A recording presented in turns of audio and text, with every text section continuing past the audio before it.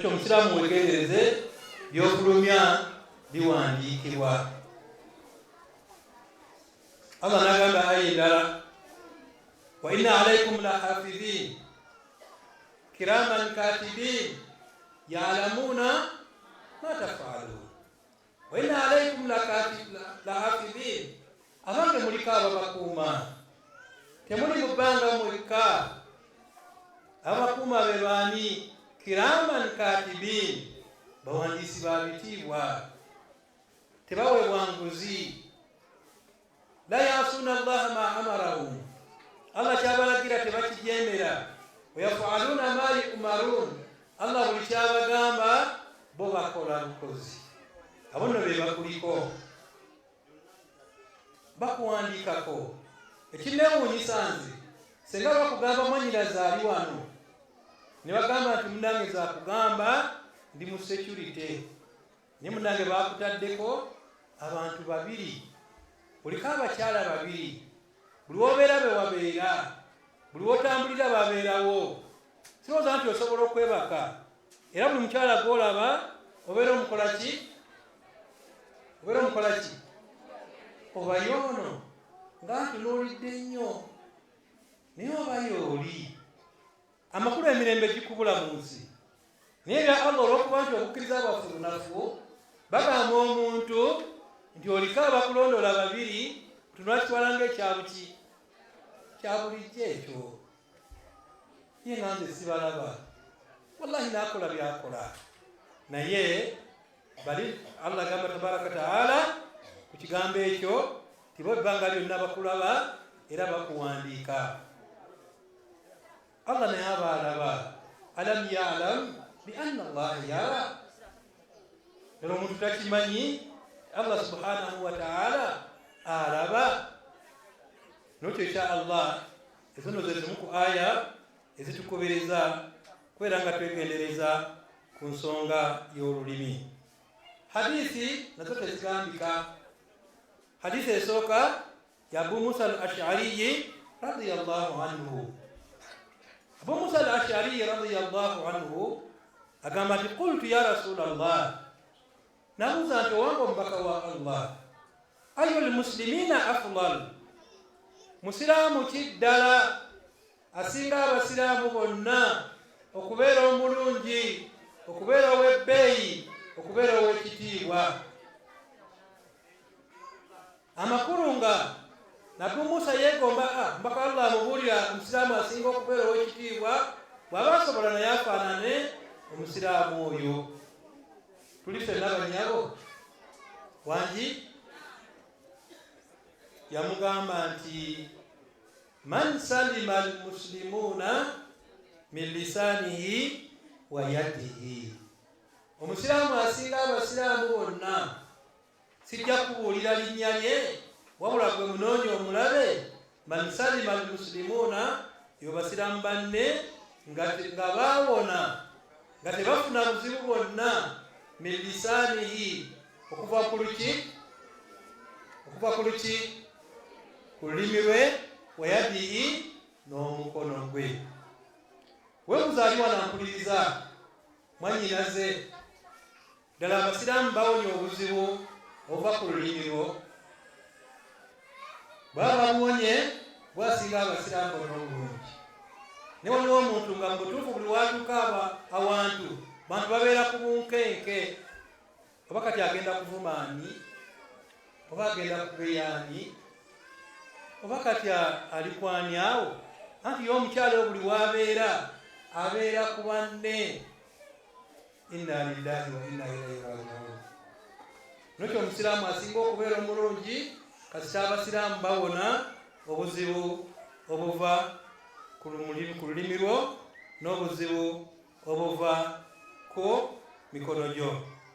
Hadithi eyokubiri yagamba sallallahu alaihi wasallama, la yastaqim, tebuyinza kutebenkera imaanu abdi, obukkiriza bw'omuddu, hatta okutuusa yastaqima qalbuhu, paka omutima gwe gutereera. Amakulu omuddu yenna tayinza kutebenkera tayinza kuba mulungi paka lwatebenkera omutima gwe makulu ne gubeera mulungi. Wala yastaqimu qalbuhu, yatakuyinza kutebenkera omutima gwe hatta yastaqima lisanuhu, paka olulimi lukola ki? Lutereera. Nikyo kutereera kw'omutima kuva kutereera kw'oluki? Kw'olulimi. Nikyo munange ampuliriza kuuma olulimi lwo ojja okubeera omukyalo omulungi, ojja okubeera omuddu wa Allah omulungi. Hadisa yokusatu ya Abdallah bin Umar radiyallahu anhuma qala yagamba qala Rasulullahi sallallahu alaihi wasallam man yadman li ma baina lahayaihi wa ma baina rijlaihi admanu lahu aljanna. Omuntu yenna anankakasa tajja kwekuuma, ajja kwegendereza ma baina lahayaihi, ekyo kiri wakati w'embaazi ebbiri, wa ma baina rijlaihi, n'ekiri wakati w'amagulu g'abiri, admanu lahu aljanna, I assure him of entering Jannah. Yenna akakasa tajja kukuuma ebintu bimeka? Tajja byegendereza bikuume? Agamba nti mukakasa Allah ajja muwa ejjana.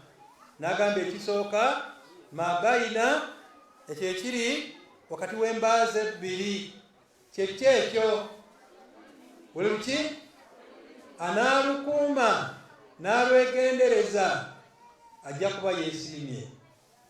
N'agamba ekyokubiri wa ma baina rijlaihi, n'ekiririddawa wakati w'amagulu g'abiri, kyesuubira nti ekyo buli omu akitegeera bulungi. Naye nga tebikuumika, nga bitulemye okukuuma.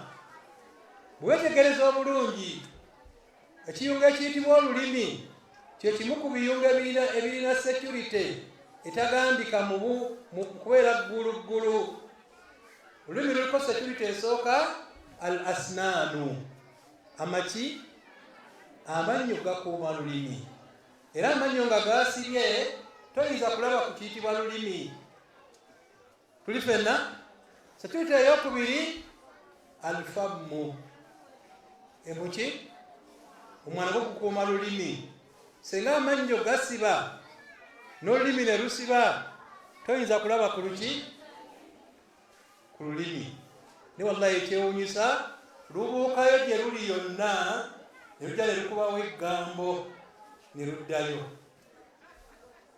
La ilaha illallah. Ne luva gye luvudde ne lukubawo eggambo awo, ababadde awamu ne bakola ki? Wangi?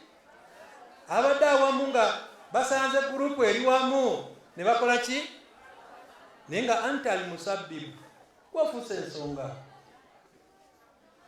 Abadde bateeseganyiza nga bakkaanyiza keera ku makya nga tebakyakwatagana, naye nga bifuuse luki?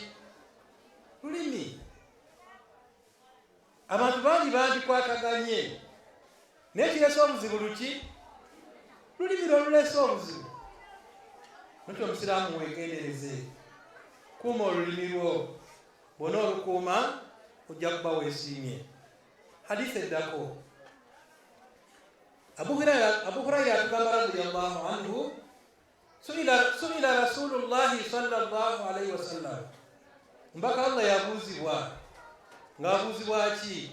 An akthari ma yudkhilu nnasa aljanna, ng'abuuza babuuza omubaka wa Allah ekirisinga okuyingiza abantu ejjana.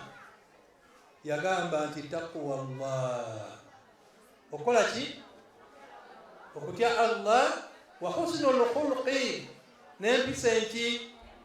N'empisa ennungi. Wasuila, ate n'abuuzibwa an akthari ma yudkhilu nnasa annaara, ekirisinga okuyingiza abantu omuliro. Yagamba alfammu, omuki? Omumwa guno. Abantu bali muliro balajana, naye nga kireese obuzibu alfammu, omumwa ogwo. omumwa guleesa ebizibu. N'agamba ekyokubiri wal faruji, n'obuki n'obwerere nabwo oba tobukumye bulungi bukuyingiza omuliro. Ekyo munanga mpuliriza mwanyinaze, kuuma olulimi lwo lwegendereze, tomala gwogera. Abamanyi b'obusiraamu bangi batendebwako ekigambo asumtu baalinga basirise nnyo, era nga okumugyamu ekigambo kitwala ebbanga, era nga buli kyayogera kyonna yeegendereza. Naye omulembe guno gwewuunyisa, abantu boogera. Neewuunya simanyi atayogerwako nze mu nsi muno, simanyi gwe batayogerako. Omufumbo bamukola ki? Muddemu bamukola ki? Atali mufumbo, omwavu, omugagga, omukulembeze, akulemberwa, omwana omuto n'omukulu. Ani atayogerwako bannaye? Omulamu n'omufu. Kati bannange ani atayogerwako? Waali omweru, omuddugavu, omumpi, omuwanvu, omunene, omutono, omubi, omulungi. Ani anaawona ebigambo by'abantu? Nomumulabayo? Allah bamukola ki? Ne bamwogerako. Tuli fenna kitegeeza nti baba abantu bo tebalina gwe batakola ki? Kiba kitegeeza nti mwegendereze. Wallahi tujja kubonaabona nnyo olw'okwogera ku bantu. Yogera ku Allah tabaraka taala ng'omwogerako birungi, naye ebigambo biyitirira, ebigambo biyitiridde. Ne maadhalika ate nga buli gweyogerako ekigambo ogenda kumala kumusasula, ate nga omusasula mirimu gyo emirungi gye wakola. Tugende mu maaso. Naam, yagamba sallallahu alaihi wasallama la tuksiru lkalama, toyikirizanga ebigambo ebingi bighairi zikirillahi taala, naye nga temuli kwogera kwani. Ebigambo ebingi tobiyitirizanga nnyo nga temulimu kwogera ku Allah. Subhanallah, la ilaha illa Allah, la hawla wala quwwata illa billah.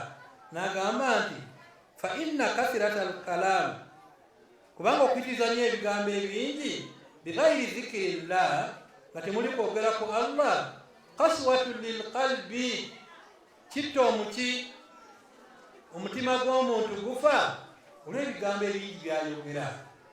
N'agamba nti wa inna ab'ada an-nas ila Allahi, ate nga abantu abasinga okubeera ewala ennyo ne Allah tabaraka wa taala alqalbu alqaasi, abalina emitima emikakanyavu.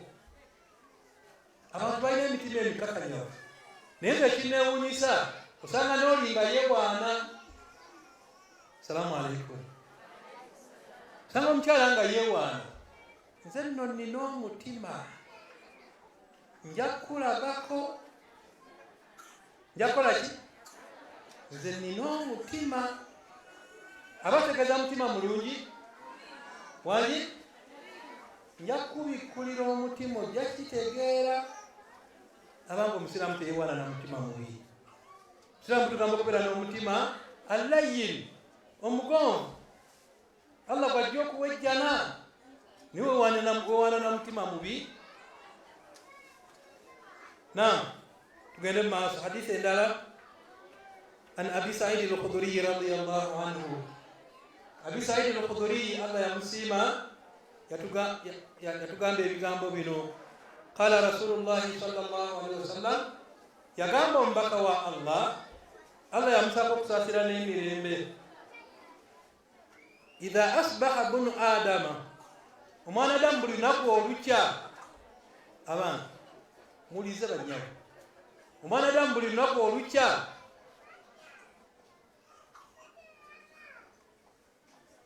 fa inna a'laa kullaha ebiyungo bye byonna tukaffiru lisaana byekayirira olulimi olunaku bwe lutya baneesagala yogera alina emboozi yonna tukusaba ogumiikiriza ebinenna tudde bwokwogera egumiikiriza olunaku olukya ebiyungo byonna bifukamira nga byegayirira olulimi nga bigamba bitya nga bigamba nti ittaqillaha fiina tya Allah muffe amakulu weeyise bulungi lulimi gwe weeyise bulungi fa innama nahnu bika fe tuliwo ku lulwo lulimi munnange fe tuwangaala naye nga tuwangaala ku lulwo amakulu nti fe okubeera obulungi ng'oyogedde buki bulungi ne lugamba lutya fa in istaqamta istaqamna bw'otebenkera lulimi gwe naffe nga tukola ki lulimi gwe bw'onootebenkera ne weeyisa bulungi naffe nga tufuna emirembe n'agamba nti wa in iwajajta naye senga onookyama n'ova ku nkola entuufu kyo kigenda okuddirira iwajajina naffe nga tufuna ebizibu abantu omuntu bw'avuma omuntu tuli fena omuntu bw'avuma omuntu oba n'ayomba n'omuntu ne bamusiba mu kkomera tuli fena ndowooza ebiyungo byonna tebifuna obuzibu ebiyungo byonna bifuna obuki naye nga lwabadde luki bane bwe muba munywa caayi agaba caayi sawansi gusa kikopo abantu bakwate baleme kuva ku mulamwa kubanga yo omuntu Allah yamutonda nga buli konna akayisewo kamukola ki kugamba weewuunya omuntu kyonna kiyiseewo kyekitwala amaki kabe ng'ensonga gyaliko nnene naye ate ng'ate agenda olwekyo funa ekikopo kyo osirike ebiyungo byegayirira olulimi nga lubigamba nga ebiyungo bigamba olulimi tebenkera kubanga bw'onootebenkera naffe tujja kufuna emirembe kubanga ebikolwa byonna ebikolebwa olulimi lwe lutandika obikola abantu abenzi lubeera lulimi lwe lutandika obwenzi bw'amala okwenda omwana abadde ali mu ssomero ne bamugja muki nadda awaka naye nga lwabadde luki lululeese ebizibu nokyo ebiyungo byegayirira olulimi nga lugamba olulimi munnaffe tebenkera n'olwekyo tubeere babuvunaanyizibwa ku nsonga y'olulimi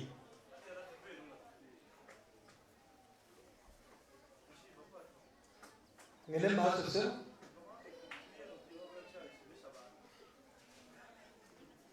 anti munange ma jaala llahu lirajuli fi qalbayni fi jawfi Allah teyatewa muntu mitima emeka ate kasita ekyokulya kijja oba ekyokunywa omutima gukola ki waliwo aganti obanze nanfuna singa basooseri ate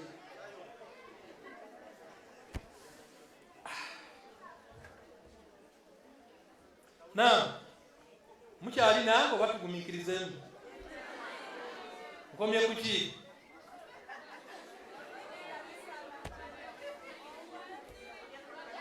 obwenzi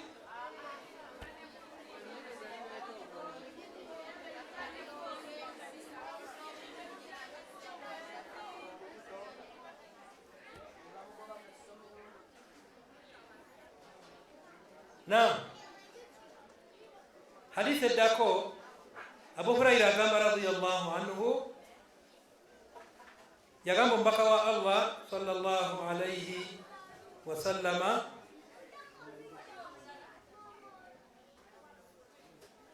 man waqahu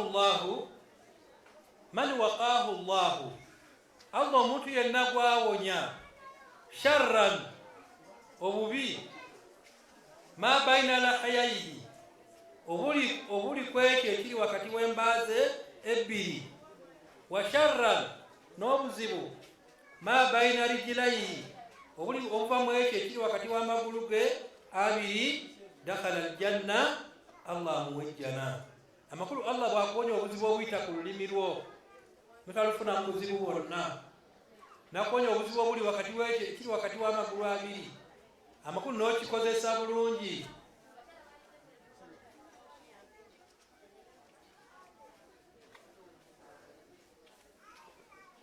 Siwuliza bali ekiri wakati w'amagulu gaffe abiri, obusiraamu tugamba okikozesa obulungi. Allah gamba nti illa ala azwajihim au ma malakat aymanuhum, tukyeyambise eri bakyala baffe oba babba baffe n'abo obusiraamu obutukkiriza okubeera nga tubeeyambisa. faman ibtaga waraa dhalika, oyo yenna asukkaawo faulaika humul aadun, abo nno be balumbaganyi. N'olwekyo olulimi lwaffe tubeere nga tulukuuma bulungi. Naam, aqsamul kalam arbaa, ebika by'ebigambo byonna bye twogera bamanyi babijjamu emiteeko ena. Ebigambo byenjogera, ebigambo byoyogera bamanyi babijjamu emiteeko ena. Ne bagamba omuteeko ogusooka qismun huwa nafaun. Omuteeko ogusooka byebigambo byonna naye nga byonna bya mugaso. Waliwo ebigambo byetwogera naye nga byonna byetwogera bya mugaso. Nga biruwa? Ebigambo bya Allah tabaraka taala n'ebyomubaka Muhammadi sallallahu alaihi wasallama n'ebyabasahaba radiyallahu anhum n'ebyabamanyi. Amakulu ebigambo byonna ebikwatagana ne Qur'an oba n'ebyomubaka wa Allah, byo bigambo byonna bya mugaso. Ogwe muteeko ogusooka ogw'ebigambo. Muteeko ogwokubiri ogw'ebigambo qismun huwa dararun. Muteeko ogwokubiri ebigambo naye nga byonna tebirimu muki bya bulabe. Dararun bizibu, dararun byakabenje. Ebigambo biruwa ebikwatagana ne shiriki, okujemera Allah, okulimba n'ebirala, byo nga byonna bibi, temulimu kalungi konna. Tuli ffenna bannange tugenda ku muteeko